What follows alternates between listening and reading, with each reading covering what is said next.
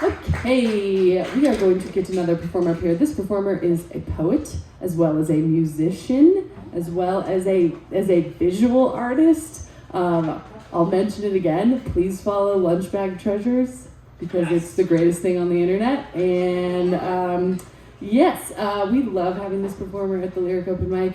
He's so very wonderful. He's been freaking bringing it too with his original poetry and original songs. So I just always look forward to hearing what he's got for us. Put your hands together for Rich.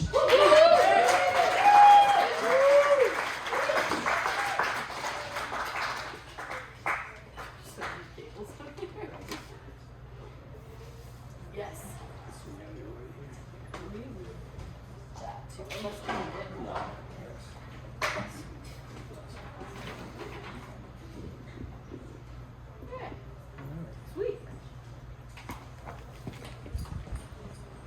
All right.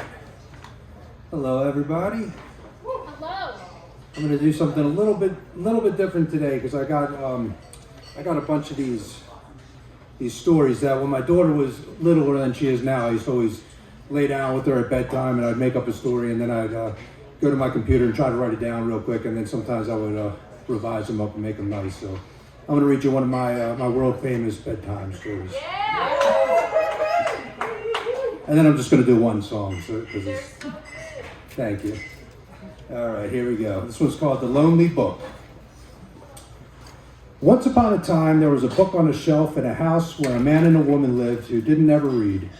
The book was lonely. So one morning when the man and woman were away from the house, the book slid off the shelf. It flapped its front and back covers like a bird it had read about in its pages, but the book, it turned out, couldn't fly. So using its front and back covers like legs, the book jumped from a chair to a table to a windowsill, then out an open window. And it's not the end of the story, but interesting nonetheless, that the man and woman came home and for the rest of their lives had no idea that a book they'd once owned but never read was gone. Meanwhile, when the book left the man and woman and walked across their lawn, a snake slithered over to ask what it was. "I'm a book," said the book. "Would you like to read me?" The snake didn't know how to read, but since the book seemed quite lonely, and the snake was quite nice, he said, "I'll be happy to look at your pages." And in fact, he found the pages fascinating. The strings of letters made such beautiful shapes that the snake began right then and there to wish that he could read. And it's not the end of the story, but interesting nonetheless, that after the snake and book parted ways, the snake made a home under the floor of a schoolhouse and paid close attention every day, until, despite what anyone would have ever believed, he did learn how to read, and he became quite good at math as well. Meanwhile, when the book left the snake and walked into the woods, an owl on a tree branch woke up and asked what it was. "I'm a book," said the book. "Would you like to read me?" The owl found this a curious question, but after a moment of thought, she replied, "I sleep all day and it's dark at night, too dark to read." The owl then yawned and went back to sleep. And it's not the end of the story, but interesting nonetheless, that when the owl woke that night, she couldn't stop wondering what else she was missing, being stuck in her habit of sleeping all day. She decided right then and there that habits could change and would change. And from that day forward, the owl sought out new discoveries and found so many unexpected and wonderful things. Meanwhile, when the book left the woods and walked to the bank of a river, a beaver working hard at building her dam asked what it was. "I'm a book," said the book. "Would you like to read me?" The beaver was much too busy just then and had no time for activities like reading a book. So she said, "How nice of you to ask, but I'm afraid that I haven't the time." Then the beaver chomped her teeth onto a tree limb and went directly back to work. And it's not the end of the story, but interesting nonetheless, that once the beaver stuck the last bit of mud onto her finished dam, she began right then and there to wonder if spending every bit of time being busy was worth all the trouble if there was never time for anything else, like reading a book. Meanwhile, when the book left the bank of the river and walked to a road that led to a driveway in front of a house, a little girl called from her porch, "Ooh, a book!" And the book answered hopefully, "Would you like to read me?" But the little girl confessed that she hadn't learned how to read. So the book promised, "I'll teach you. I have all the letters inside of me." Excited and delighted, the little girl brought the book into her house. And it's a simple ending, but interesting nonetheless, that the happy book found a perfect home on a bedroom shelf of a little girl who one day would have hundreds of books, but always one favorite, that very first book, which she read over and over and over again. Thank you.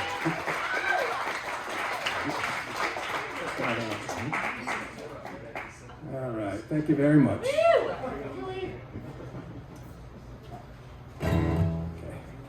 Okay. This song is called Cowboys Walk Alone.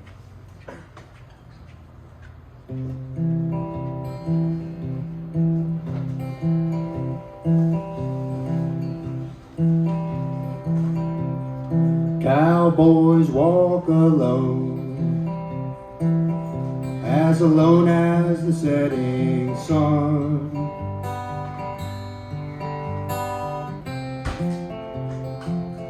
When their work is done, following the wind that's blown.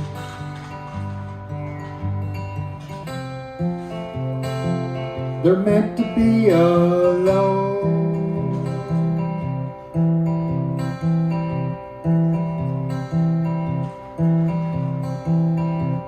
I used to want to be a cowboy saddled on a horse, with the wind setting my course.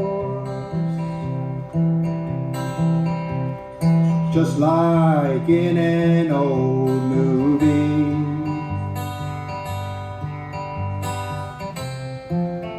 wild, dangerous, and free.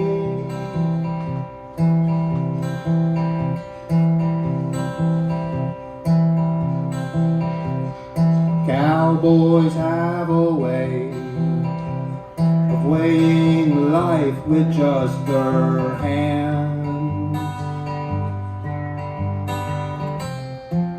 It's what a cowboy understands. Just like he knows yesterday. Wasn't ever meant to stay.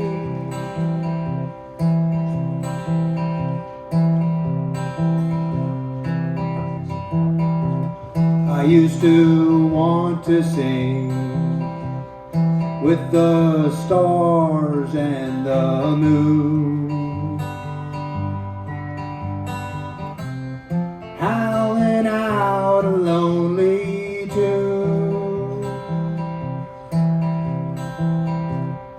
while the fire's crackling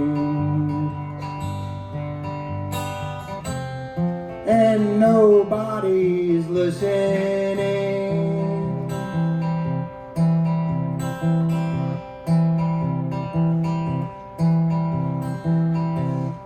Cowboys always feel danger vibrating the air.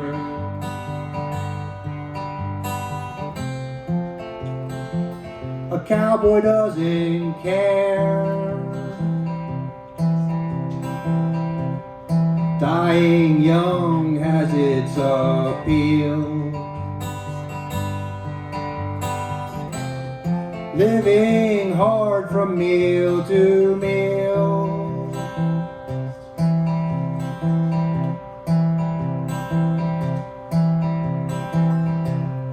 I don't want to be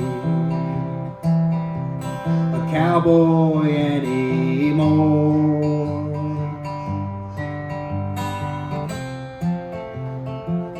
Like I did before,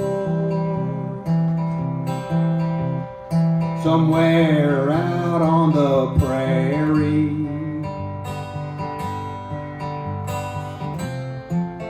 living solitarily.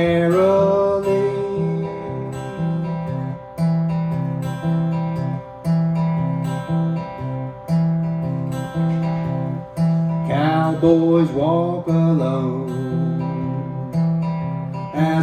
as the setting sun.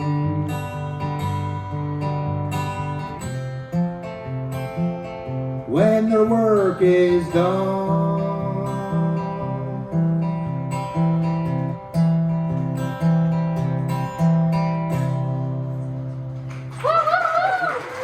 Thank you. Thanks a lot.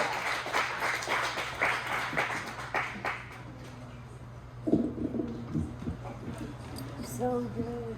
The book was so good. They're all related. Yeah. I really love that one. Hey, can we keep going for Rich, everybody? Really a creative genius. Rich constantly surprises me. It's like every time I feel like I am, really getting to, I've seen all that Rich is up to, He's like, by the way, I also write children's stories that are freaking phenomenal, bedtime stories, and yeah, I don't know, Rich, thank you so much for sharing that one. That was delightful. I love and not, this isn't the ending of the story, but it's quite interesting that the snake ended up becoming quite good at math. And I love the cowboy song as well. Damn, Rich, crushing it. Let's hear it one more time for Rich.